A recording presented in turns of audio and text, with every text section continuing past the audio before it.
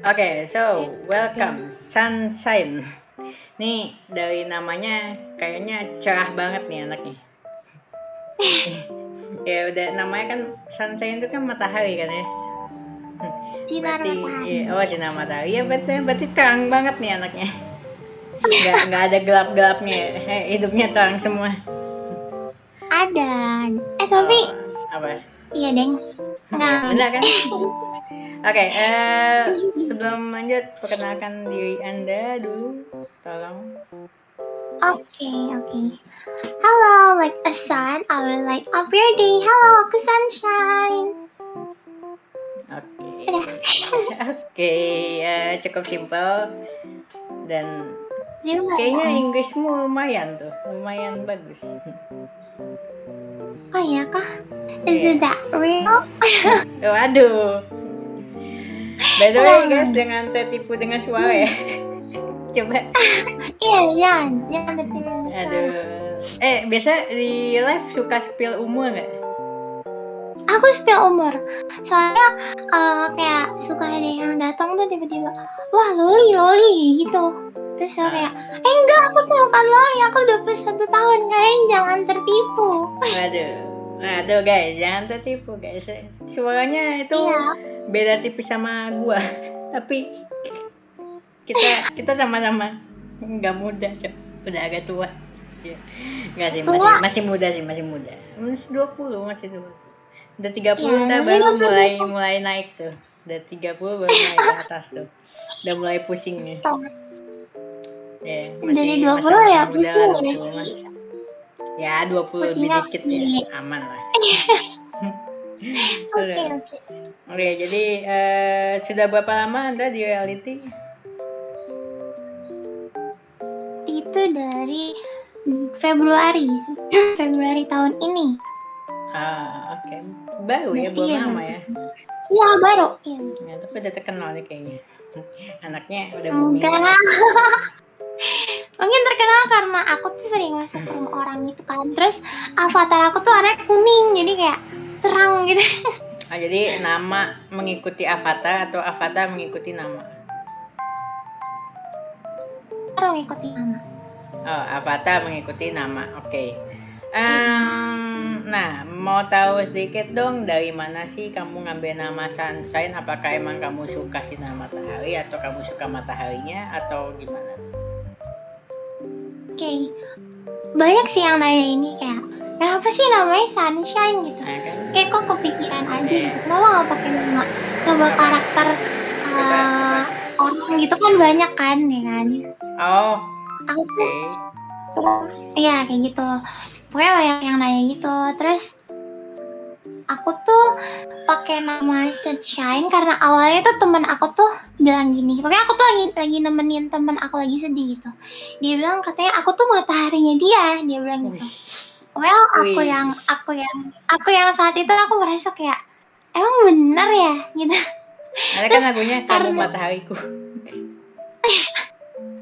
Dan karena tanggapan teman aku yang seperti itu, aku tuh kayak pengen buktiin gitu, kayak kasih bukti ke diri aku, emang bener nih, aku tuh kayak gitu banget, sampai segitunya orang menilai aku gitu. Akhirnya sebagai salah satu untuk bentuk self love dan self positive talk gitu. Kan kita harus ngomong hal-hal yang baik kan ke diri kita.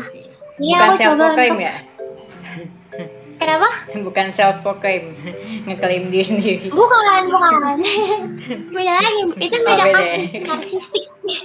Oke, gimana? Iya, dan gitu aku karena kebetulan juga dikenalin ya buat main reality, aku cobalah menjadi karakter Sunshine. Ternyata aku bingung untuk build karakter seorang Sunshine itu kayak gimana gitu. Terus aku merasa kayak ya udah aku masukin personality diri aku aja di sini. Kayak sekalian orang mengenal aku tuh kan, kalau misalnya aku kenalan sama temen reality tuh mereka belum pernah ketemu aku, mereka pertama kali ngobrol sama aku, bahkan mereka tuh bisa kasih impression pertama tuh dari cuma ngobrol bareng aku gitu. Jadi aku merasa kayak interesting nih buat ngasih nama Sunshine di sini. Dan Jadilah Jadilah sunshine. sunshine, sinar matahari yang dimana itu adalah seorang manusia. Iya. Oke. Kenapa kamu nggak mencoba nyari nama yang keren gitu? Suka anime nggak sih? Atau suka hal-hal apa Korea atau apa gitu? Suka, aku suka. Suka kan? Kenapa kamu nggak ngasih nama-nama dari Jadi anime? Kan biasanya orang yang keren-keren tuh dari anime gitu.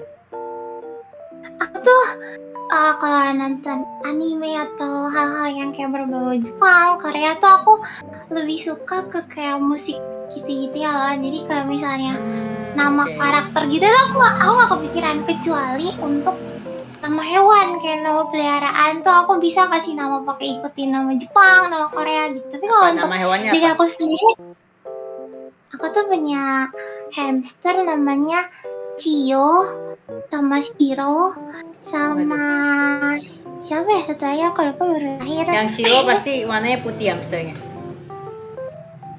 Satu lagi namanya Hana tuh putih, soalnya kan Hana tuh salju kan artinya. Iya, Kalau Shiro yang juga Cio putih tuh sih artinya. Tapi oh iya putih, oh iya dua yang nama Shiro tuh putih. Kuro baru hitam. Itu warna coklat. Enggak, bukan Kuro, Cio. Cio itu coklat. Oh, aku baru tahu. Nggak tahu, aku nggak tahu Cio itu artinya coklat atau nggak. Oh, kira Cio itu artinya coklat. Aku baru tahu. Ya aku pengennya namanya ini Cio gitu. Kira hamsternya yang satu namanya Kira itu, yang satu Asuna kan. Jadi sawah. Enggak.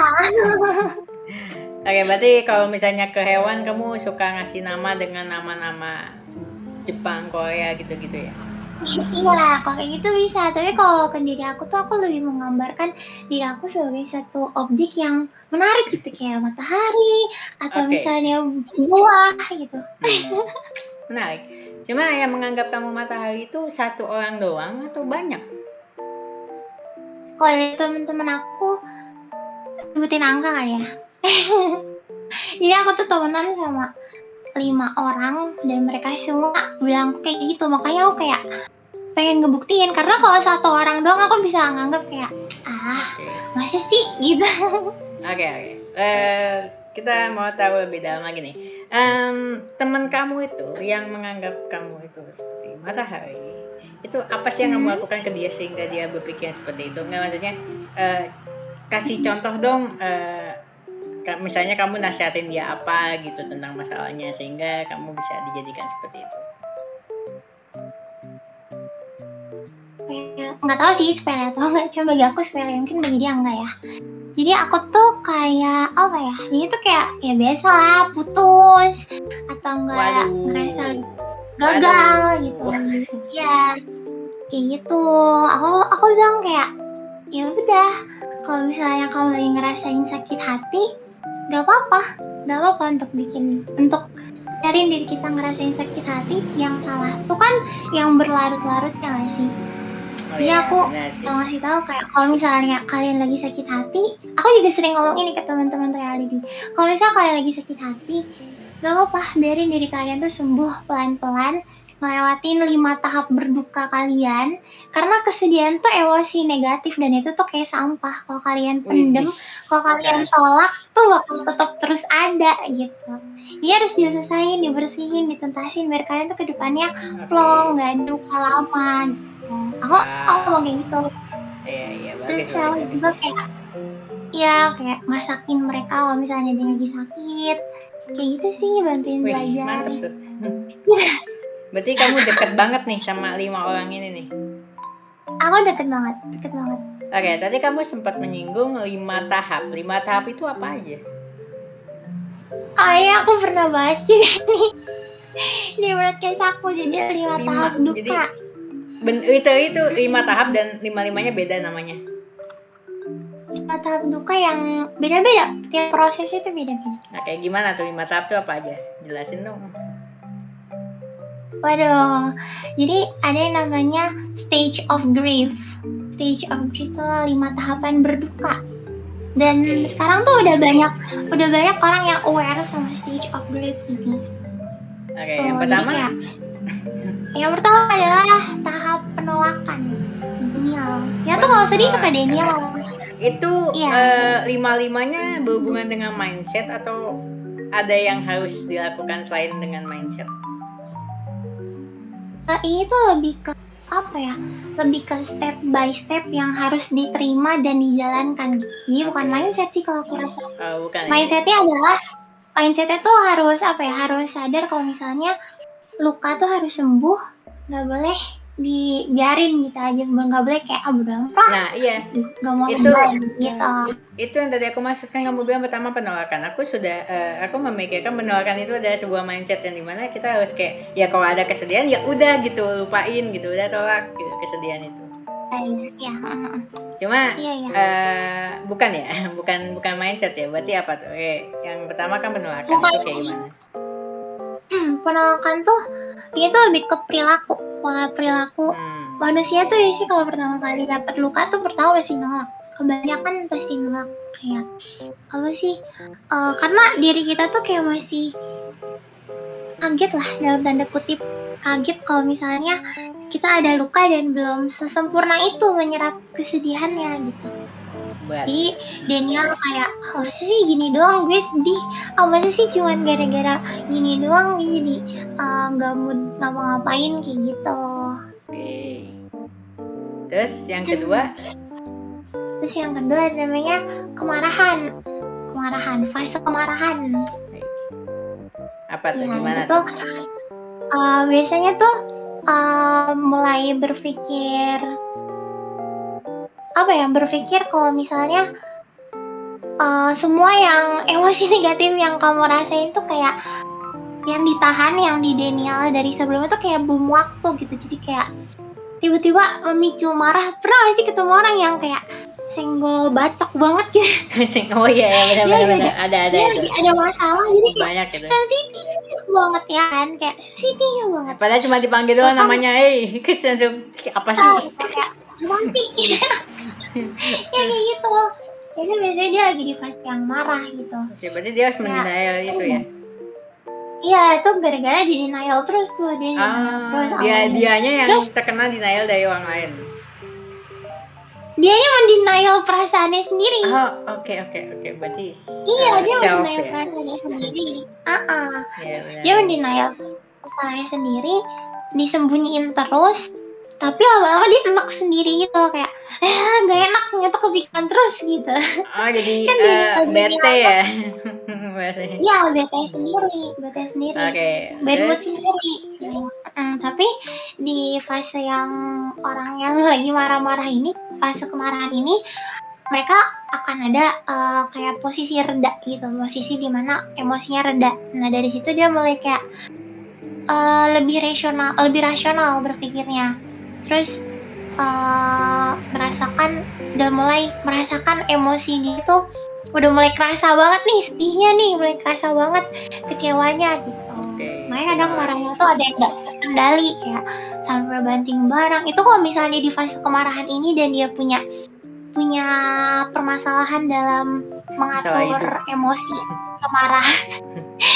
kemarahan tuh dia bakal meluapin emosinya tuh kayak sampai marah-marahnya buruknya sampai ada yang abusif ke orang, sampai lempar-lempar barang segala macem gitu. Nah jadi udah ada penolakan, kemarahan. Terus yang ketiga? Ini adalah fase tawar-menawar, bargaining. Jadi kita tuh sering kita tuh sering negosiasi tau sama diri kita sendiri. Sering nyadar nggak? Iya. Ngerti sih, tapi lupa gitu gimana kejadiannya. Maksudnya tapi kayak pasti setiap orang pernah ya. Iya, pasti. Jadi biasanya setelah diri kita mulai ngerasa sedih nih, udah mulai kerasa sedihnya, mulai kerasa down-nya, kita tuh pasti cari cara gimana dapetin kendali atas diri kita, atau ngerasa amarah kita ini nggak boleh mempengaruhi diri kita sampai sebegininya gitu. Jadi pada tahap ini tuh kita akan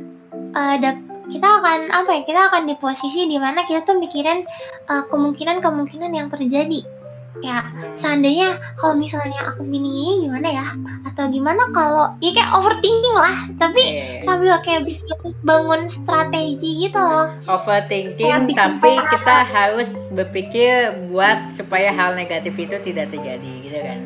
Iya betul, kayak bikin benteng sambil overthinking. Oke. Iya kayak gitu. Terus yang keempat? Nah yang keempat nih, karena dia tadi ditawar-nawar ini dalam keadaan yang apa ya, belum stabil lah kemarahannya, masih kayak maksain diri, pasti rencana apapun yang dibangun kalau misalnya dalam emosi yang tidak baik itu pasti akan gagal. Makanya di sini tahap selanjutnya masuk ke tahap depresi. Di sini dia udah mulai frustasi nih. Aduh, gue udah ngelakuin ini itu segala macam kagak jadi-jadi gitu. Kagak berhasil gitu. Itu dia kayak udah dirasa kayak putus asa. Biasanya tuh ngomongnya kayak gue nggak bisa nih ngelupain dia, misal kalau yang putus, gue nggak bisa nih bangun kehidupan baru tanpa ada dia di hari-hari gue. Ih, biasanya kayak gitu kan. Kayak putus asa ya. Iya, kan depresi itu putus asa kan, kayak tidak kan sekarang udah mulai ngerasa putus asa. Nah di sini tuh kayak tahap-tahap mulai bahaya gitu kan, karena kita tahu kalau misalnya depresi itu salah satu gangguan mental yang agak lumayan, bukan agak banyak, sangat mematikan, sangat mematikan kan. Mungkin kalau di sini kita depresi ini harus beberapa ada yang harus dibantu oleh profesional, beberapa ada yang bisa lolos sendiri dari tahap ini. Ya bisa ada yang bunuh diri itu banyak, gimana tuh? Kalau yang bunuh diri itu banyak faktor sebenarnya, banyak faktor banget. Kan artinya dia sudah sudah di tahap depresi tapi dia nggak bisa handle. Iya, dia nggak bisa handle dan dia nggak tahu kalau dia butuh pertolongan, ditambah lingkungannya penuh pengabaian. Makanya kan sekarang tuh kayak aku tuh selalu kayak nge-cross check teman-teman aku buat kayak how's your day, terus lagi dong kalau aku lihat statusnya yang agak mulai mencurigakan dikit tuh aku karena apa ya, karena sama manusia ya gitu sih, emang manusia butuh orang lain sih, nggak bisa sendiri, benar sih. Iya benar. Cuma kalau misalnya mereka tidak memposting sesuatu kan kita juga bukan cenayang ya, yang harus tahu keadaan semua orang gimana. Jujur kalau misalnya nggak ngeposting apapun aku nggak curiga, tapi kalau misalnya udah mulai susah dihubungi, terus mulai nggak kelihatan nih di lingkungan aku, kayak misalnya di grup apa segala macem tuh kayak sebulan aja dia kayak gitu, aku bakal tanyain sih, aku bakal langsung cross check atau nggak kayak basa-basi ngajak main segala macem. Kan kita nggak tahu ya orang ada apa masalahnya, ada apa di pikirannya gitu. Oke, nah terus yang kelima terakhir.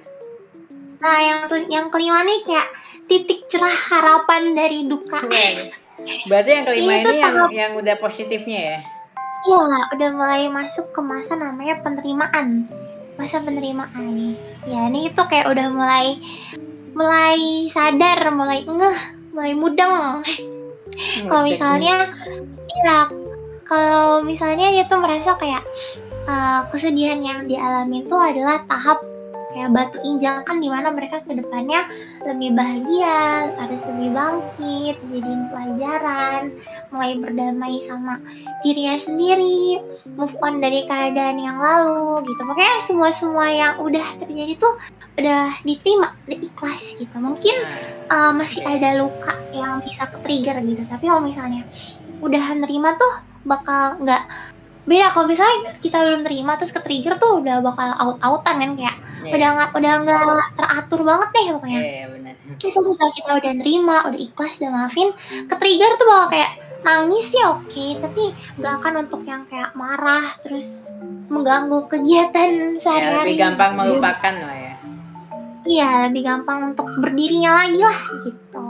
Tapi gini, dari semua ini kayaknya kalau menurutku pribadi sih pengalaman tidak akan hilang. Jadi kalau misalnya orang ketiga lagi pasti ada yang balik. Cuma mungkin lebih gampang melupakan daripada kalau misalnya lu tuh belum nerima itu gitu. Lu masih kayak punya dendam atau apa gitu. Iya benar. Oke, menarik juga ya. Dari 5 tadi nih, ada nggak sih masalah orang yang cuma harus ngelewatin satu doang itu selesai gitu, nggak harus 5-5-nya? Well, ketahanan mental tiap orang beda-beda ya, tergantung dari bagaimana dia dididik dari kecilnya tentang emosinya, bagaimana dukungan lingkungan keluarganya, pertemanannya gitu.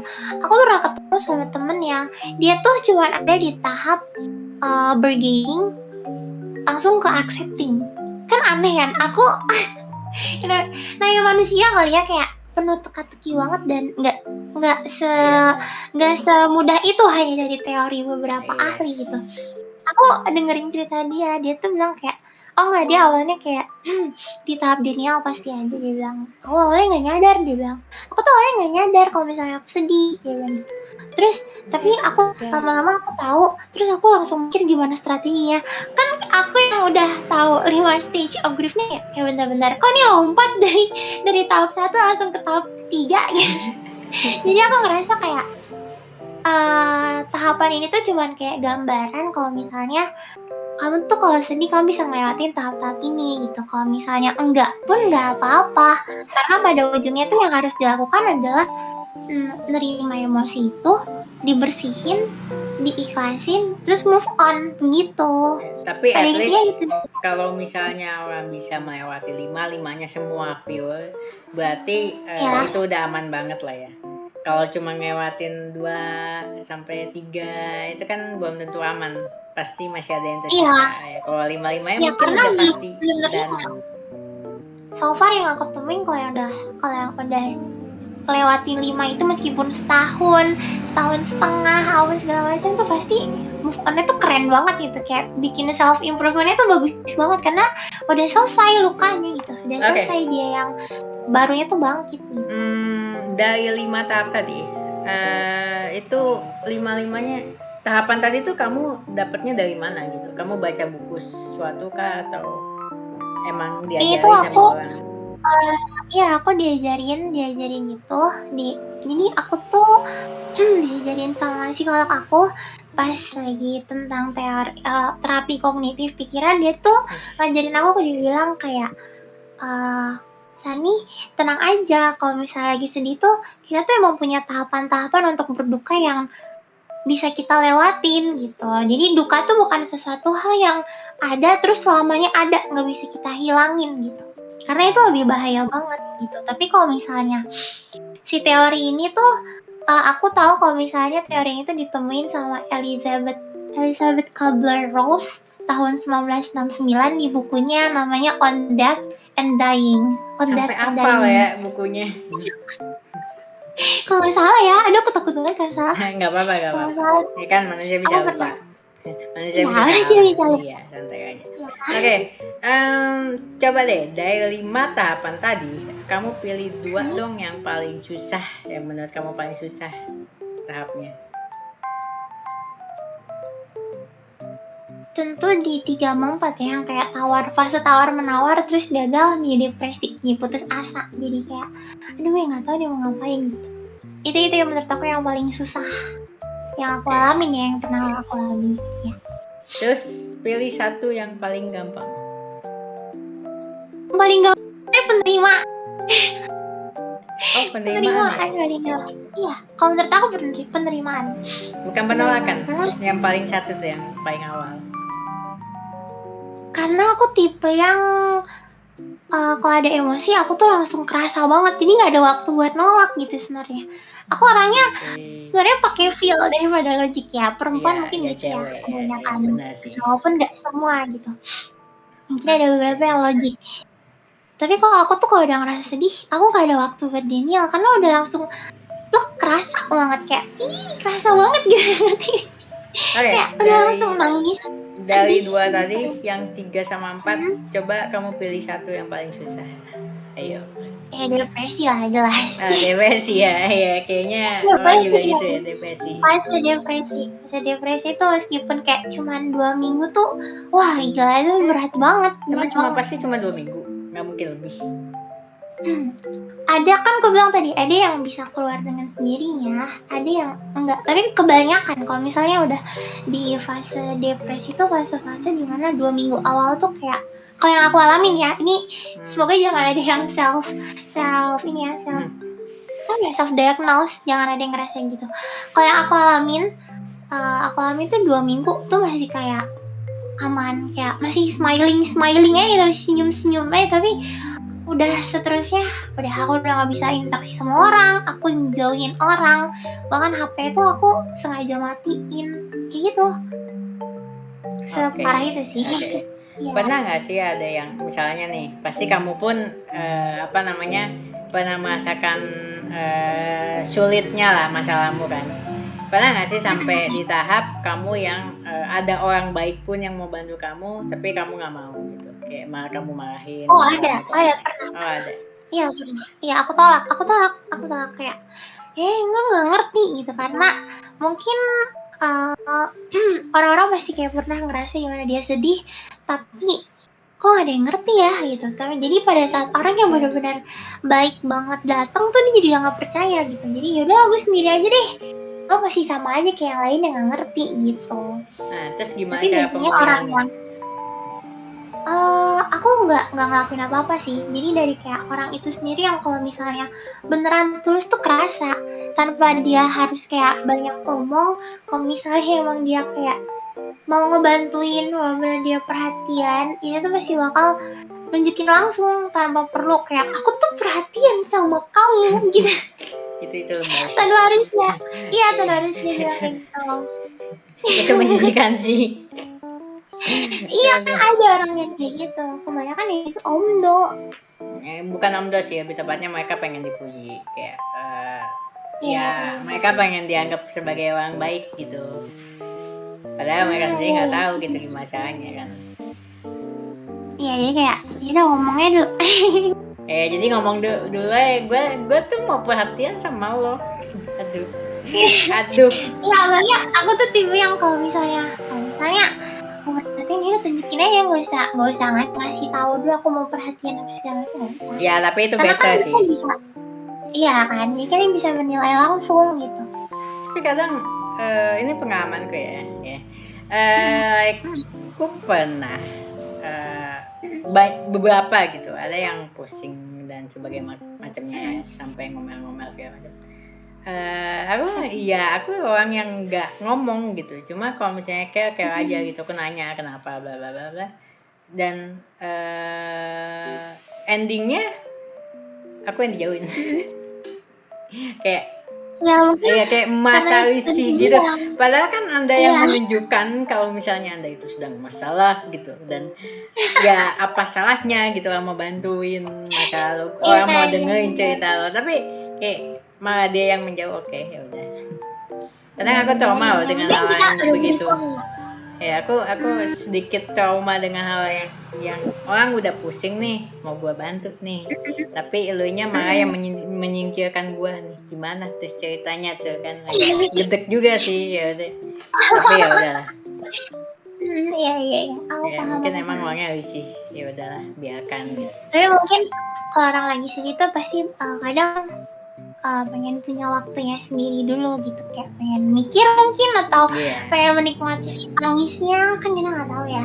Tapi yang penting itu kita udah berusaha. At least try gitu. Kalau misalnya orangnya nggak lihat, ya berarti emang tidak diizinkan kita untuk membantu orang itu. Iya tuh. Oke, bagus sekali. Kayaknya teorinya berat nih ya. Oke, kita bahas ke biomu. Kamu suka IT, public speaking, dan psikologi. Tadi psikologi kan masuknya. Kalau IT ya mungkin udah umum ya, biasa. Ini nih, public speaking. Kamu emang suka bicara di depan umum ya? Basicnya tuh aku orang yang suka ngomong. Berarti di sekolah, di kuliahan sering gitu ngomong di depan panggung. Iya. Wah.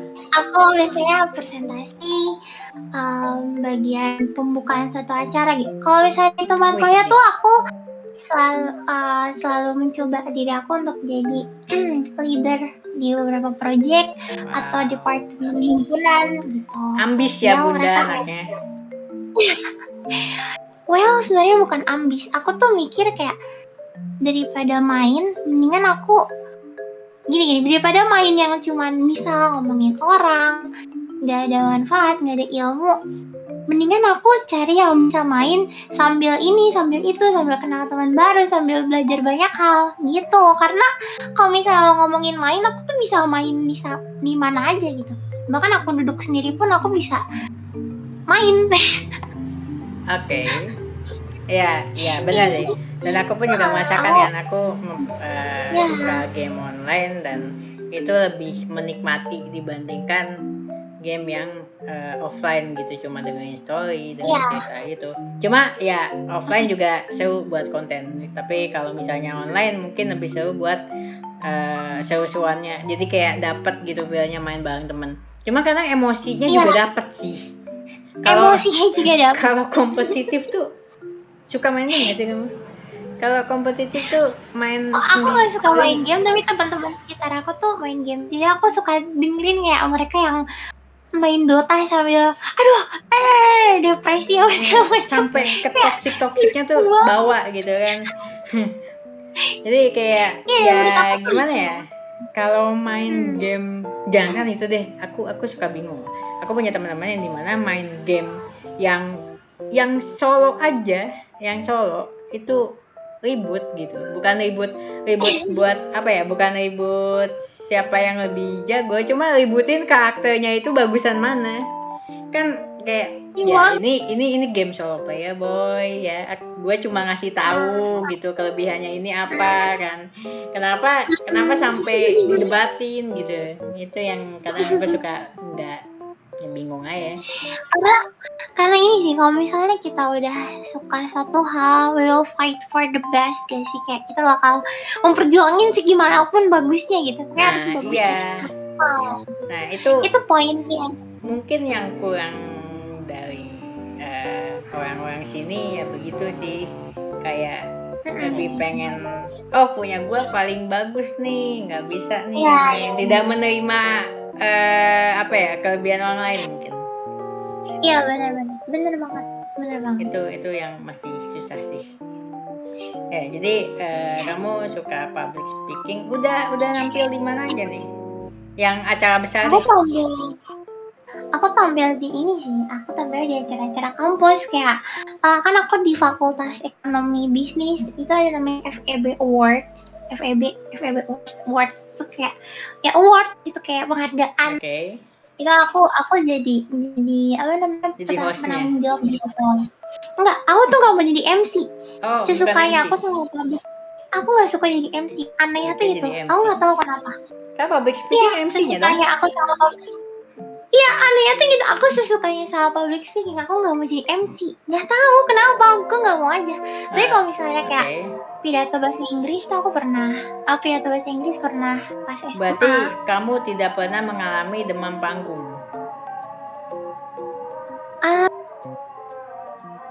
5 menit sebelum naik panggung sih, tapi abis itu udah hilang. Nah itu kalau menurut kamu sendiri gimana sih caranya supaya kita tidak gugup di depan panggung, keringat dingin ngocor sampai banjir? Apa ya? Yang pertama sih persiapan dirinya ya, kayak materi yang mau disampaikannya apa gitu-gitunya. Terus mengenal audiensnya tuh, kamu bakal ditonton siapa aja kayak gitu. Terus kalau aku punya prinsip kayak, ini aku udah dilihat orang, masa ya aku bikin malu gitu. Jadi aku kayak mungkin sisi ambisnya di situ kayak aku nggak mau kalau aku udah dilihat orang banyak, semua mata tertuju pada aku melakukan kesalahan gitu. Jadi I always trying my best. Jadi ya udah gitu, mengalir aja. Aku ngeliat mereka kan suka ada yang bilang kalau misalnya naik panggung anggap aja yang nonton monyet. Aku nggak bisa digituin karena nanti aku ketawa. Hah? Ya bayangin aja tuh monyet gitu. Dia ketawa ya. Kalau aku sih udah di depan sih udah diem aja sih. Bawa mau ngebayangin itu mau monyet kayak itu mau tembok kayak. Pokoknya udah diem aja tuh ngeliat mata-mata orangnya tuh, be. Sudah tertuju pada saya semua kan gitu. Kayak awal-awal sih waktu aku belajar tentang public speaking, aku pas TK itu yang awal kayak mau apa tuh nagih gitu lama-lama. Makanya aku dari TK tuh mama aku udah ngarahin aku buat kayak berani ngomong di depan. Ya aku ikut lomba baca puisi gitu. Ya, kamu Kayak udah nonton dari kecil guru-guru. kali ya. Ya kayak ditambah akunya juga seneng. Mungkin diarahin dari kecil karena akunya emang basic itu udah bawel, ngomongnya tuh banyak banget, apa aja diomongin, apa aja diceritain gitu. Jadi kayak mama aku mungkin daripada pusing ya anak, arahin aja deh ke sini. Tapi dari dulu aku tuh kalau misalnya pelajaran tuh nggak bisa loh kayak gitu, kayak udah apal nih, udah apal materinya, udah suruh public speaking, cerita di depan, mau pakai Indonesia mau pakai Inggris, sudah apal. Pas nyampe ke depan sih tetap aja keinget dingin sih, tetap aja ngeblank sih. Tadi mau ngomong apa ya, ada lupa gitu kan. Kayak Beberapa orang kan ada yang social anxiety-nya tinggi, kayak udah shock sendiri gitu, padahal orang lain juga nggak belum tentu liatin gitu, ada yang lagi main HP, ada yang lagi ngapain gitu kan. Iya benar, itu aku juga gitu, ya beda amat. Tapi kan pas maju kan pasti orang ngeliat gitu kan, pasti tatapan pertamanya ada gitu, nggak mungkin langsung mereka main HP doang bodo amat, nggak mungkin, pasti ngeliat sebentar ya. 10 menit pertama diliatin dulu, habis itu udah bosen ya udah gitu kan. Tapi 10 menit pertama itu lah yang bikin gitu kayak why 10 menit pertama gue gak bisa nih di depan nih, tolong dong cepetan dong, beres dong ya waktunya, tolong gue mau ke bawah nih. Iya emang gitu. Apalagi yang aku kenalin tuh kalau misalnya aku mau public speaking terus teman-teman aku tipe yang nggak bisa nahan ketawa. Pokoknya kalau aku pada public speaking, aku harus lihat dulu dari awal naik panggung, aku harus lihat teman-teman aku di sebelah mana. Misal mereka berdiri atau duduk di jajaran sebelah kanan, aku bakal kayak sedikit ngarahin badan aku ke sebelah kiri terus. Tapi kalau misalnya rame-rame sih majunya sih nggak apa-apa sih, aku biasa. Iya, kalau sendiri itu loh, kalau yang suruh kayak entah pidato entah apa sendiri di depan, mau di depan umum, di depan kelas, tetap aja nggak bisa tuh, nggak bisa santai.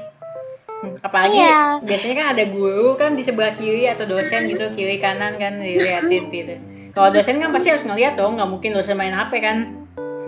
Iya. Jadi dosen tahu nih, wah ini anak salahnya di mana kan, tahu kan, udah mulai panas tuh badannya, capek deh, udah mulai gugup. Pas SMA tuh aku presentasinya tuh benar-benar aku harus dihafal, aku nggak boleh lihat layar, aku nggak boleh lihat teks yang aku pegang, jadi kayak bawa teksnya cuma buat aku gulung-gulung doang. Itu aku harus benar-benar sama apa yang ada di layar sama ada yang di mulut aku keluar. Dan ngeselinnya adalah guru aku tuh kayak ngekat gitu loh, kayak ngekat terus ngasih pertanyaan, terus nanti oke, lanjut lagi. Itu gila, itu tantangan presentasi terparah yang pernah aku rasain. Karena aku harus presentasi ya. Kok kayaknya paling parah suruh cerita pendek sih di depan. Harus ngapalin tuh. Cerita pendek? Cerpen dari buku atau gimana? Dari apa ya, lupa, waktu itu kok nggak salah sejarah deh. Kayak suruh milih sejarah apa aja bebas gitu, terus kamu ceritain di depan, terus kayak wah mantep banget nih. Terus pernah lagi pas kuliah suruh cerita Inggris di depan, mengarang sendiri boleh ceritanya. Terus harus ngapalin tuh, udah keinget dingin tuh, udah tuh di depan. Untung dosennya baik.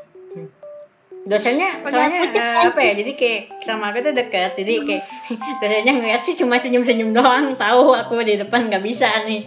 Udah gugup kan, udah apa ya, ketawa-ketawa ya tuh dosennya, dan udah beres ya udah. Ya untung baik sih, cuma ya gitu deh, tetap aja di depan panggung nggak bisa. Berarti kamu tertarik dengan 3 hal ini ya, terus ada nggak sih hal lain yang selain 3 ini? Mungkin menulis. Aku suka nulis kayak puisi atau kata-kata apa ya, quotes. Novel aku bisa, tapi aku kayak nggak kuat karena aku harus luangin banyak waktu.